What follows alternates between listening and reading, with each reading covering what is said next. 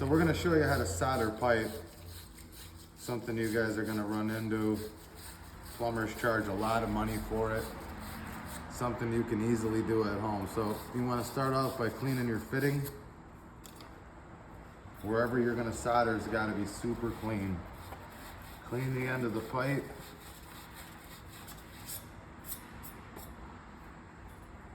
And you're gonna wanna flux it. Flux the pipe. Flux the inside of the fitting.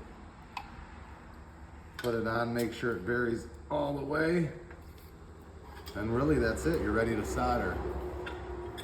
You'll need a torch. You can use MAP gas or propane. You're gonna wanna find some 95.5 solder rated for plumbing. So keep the heat on the hub, because where the heat goes, the solder is gonna follow.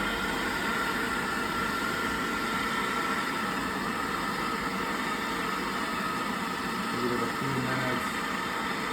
When it starts to flow, it's hot enough.